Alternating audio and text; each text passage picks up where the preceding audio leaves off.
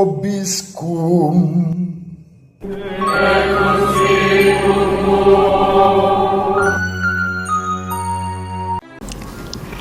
Sahabat peradaban kasih ekologis yang terkasih, selamat berjumpa dalam renungan harian bersama saya Romo Alois Budi Purnomo PR melalui channel ini. Semoga panjenengan selalu sehat, tetap semangat tanpa sambat, selalu bahagia. Kebahagiaan yang bersumber dari Tuhan Allah kita. Mari kita awali perjumpaan kita dengan bersatu di dalam doa. Kita menggunakan Mazmur tanggapan pada hari ini sebagai doa kita. Dalam nama Bapa dan Putra dan Roh Kudus. Amin. Sabdamu ya Tuhan adalah roh dan kehidupan. Taurat Tuhan itu sempurna menyegarkan jiwa. Peraturan Tuhan itu teguh, memberikan hikmat kepada orang bersahaja. Titah Tuhan itu tepat, menyukakan hati. Perintah Tuhan itu murni, membuat mata ceria. Takut akan Tuhan itu suci, tetap ada untuk selamanya. Hukum-hukum Tuhan itu benar, adil selalu. Mudah-mudahan Engkau sudi mendengarkan ucapan mulutku dan berkenan akan renungan hatiku, ya Tuhan, gunung batu dan penebusku. Kemuliaan kepada Bapa dan Putra dan Roh Kudus, seperti pada permulaan, sekarang, selalu, dan sepanjang segala abad. Amin. Dalam nama Bapa dan Putra dan Roh Kudus. Amin. Sahabat peradaban kasih ekologis yang terkasih, mari kita baca Injil Matius bab 25 ayat 31 sampai 46. Yesus berkata kepada murid-muridnya, apabila Anak Manusia datang dalam kemuliaan dan semua malaikat datang bersama-sama dengan Dia, maka Ia akan bersemayam di atas tahta kemuliaannya. Lalu semua bangsa akan dikumpulkan di hadapannya, dan Ia akan memisahkan mereka seorang daripada seorang, sama seperti gembala memisahkan domba dari kambing. Ia akan menempatkan domba-domba di sebelah kanannya dan kambing-kambing di sebelah kirinya. Lalu raja itu akan berkata kepada mereka yang di sebelah kanannya, mari hai kamu yang diberkati oleh Bapa-Ku, terimalah kerajaan yang telah disediakan bagimu sejak dunia dijadikan. Sebab ketika aku lapar, kamu memberi aku makan. Ketika aku haus, kamu memberi aku minum. Ketika aku seorang asing, kamu memberi aku tumpangan. Ketika aku telanjang, kamu memberi aku pakaian. Ketika aku sakit, kamu melawat aku. Ketika aku di dalam penjara, kamu mengunjungi aku. Maka orang-orang benar itu akan bertanya kepadanya, Tuhan, bila manakah kami melihat Engkau lapar dan kami memberi Engkau makan, atau haus dan kami memberi Engkau minum? Bila manakah kami melihat engkau sebagai orang asing, dan kami memberi engkau tumpangan atau telanjang, dan kami memberi engkau pakaian? Bila manakah kami melihat engkau sakit atau dalam penjara, dan kami mengunjungi engkau? Maka raja itu akan menjawab mereka, Aku berkata kepadamu, sesungguhnya segala sesuatu yang kamu lakukan untuk salah seorang dari saudaraku yang paling hina ini, kamu telah melakukannya untuk aku. Dan ia akan berkata juga kepada mereka yang di sebelah kirinya, Enyahlah engkau dari hadapanku, hai kamu orang-orang terkutuk. Enyahlah ke dalam api yang kekal, yang telah disediakan untuk iblis dan malaikat-malaikatnya. Sebab ketika aku lapar, kamu tidak memberi aku makan. Ketika aku haus, kamu tidak memberi aku minum. Ketika aku seorang asing, kamu tidak memberi aku tumpangan. Ketika aku telanjang, kamu tidak memberi aku pakaian.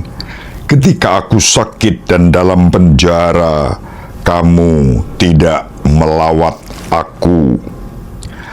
Lalu mereka pun akan bertanya kepadanya, Tuhan, bila manakah kami melihat engkau lapar atau haus atau sebagai orang asing atau telanjang atau sakit atau dalam penjara dan kami tidak melayani engkau?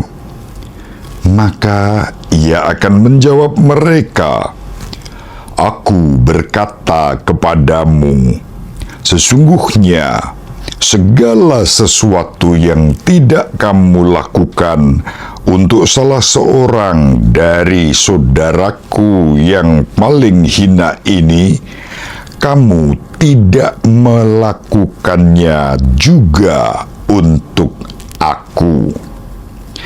Dan mereka ini akan masuk ke tempat siksaan yang kekal, tetapi orang benar masuk ke dalam hidup yang kekal. Demikianlah sabda Tuhan. Terpujilah Kristus. Sahabat peradaban kasih ekologis yang terkasih, Injil yang diwartakan kepada kita pada hari ini menjelaskan bagaimana perumpamaan tentang hari terakhir menggambarkan satu berkat bagi orang yang hidupnya selalu menjadi berkat dan memberikan kutuk bagi orang-orang terkutuk. Memberikan berkat untuk orang-orang yang terberkati karena menjadi berkat, dan memberi kutuk dan hukuman kepada orang-orang terkutuk. Ciri dasar orang yang terberkati adalah tampak dalam tindakan kerahiman, tindakan kemurahan hati. Kerahiman dan kemurahan hati bukan sebagai perkataan, tetapi sebagai tindakan yang diwujudkan di dalam perbuatan yang nyata. Kerahiman dan kemurahan hati itu diwujudkan bahkan dalam tindakan-tindakan yang sederhana dan mencakup kehidupan sehari-hari. Maka kerahiman dan kemurahan hati yang merupakan perbuatan terberkati itu tampak dalam memberi makan kepada yang lapar, memberi minum kepada yang haus, memberi pakaian kepada yang telanjang, menerima orang asing, merawat dan mengunjungi orang yang sakit, dan juga yang berada di dalam penjara. Sahabat peradaban kasih ekologis yang terkasih, itulah tindakan-tindakan nyata yang menjadi berkat, dan orang yang melakukan diberkati.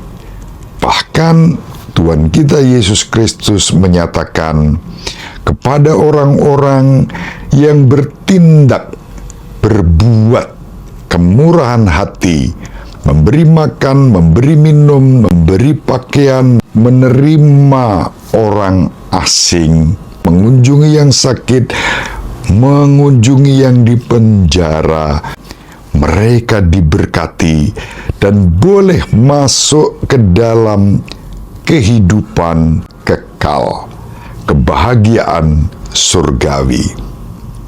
Lawan dari itu semua adalah tindakan-tindakan terkutuk.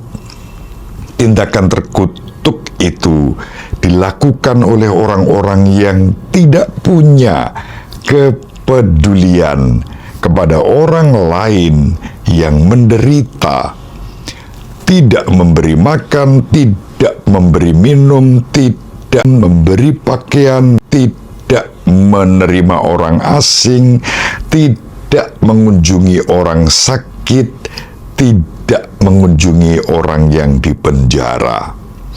Tindakan-tindakan negatif, tidak melakukan hal-hal itu mendatangkan kutuk, membuat orang-orang yang tidak melakukannya disebut di dalam Injil sebagai orang yang terkutuk, yang akan dilemparkan ke dalam api yang kekal dan ke dalam siksaan abadi.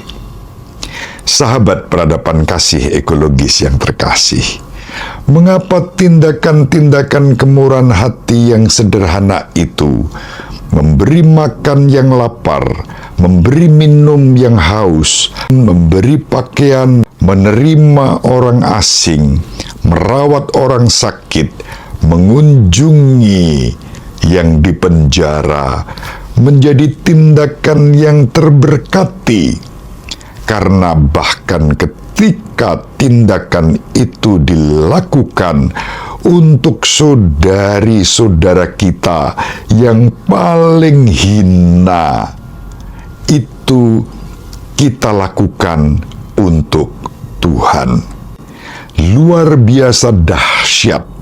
Tuhan kita Yesus Kristus membuka tabir rahasia kehidupan abadi yang disediakan bagi orang-orang yang bertindak penuh kerahiman dan kemurahan hati, karena tindakan kepada orang yang paling hina itu ternyata juga menjadi tindakan untuk Tuhan.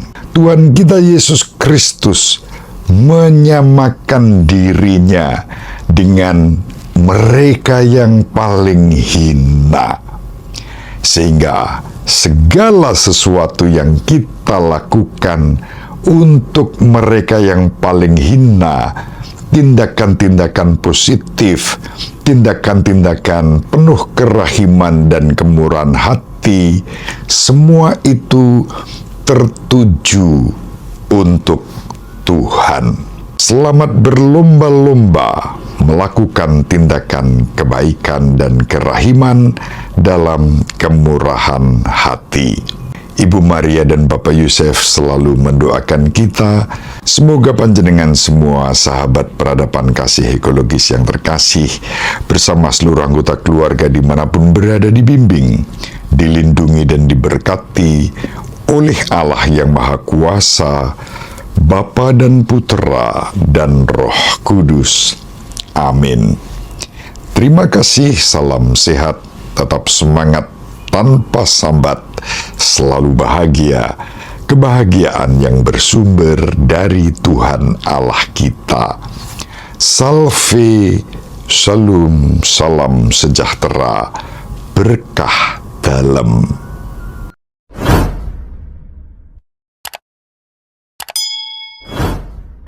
Sahabat peradaban kasih yang terkasih, sampai jumpa pada episode berikutnya.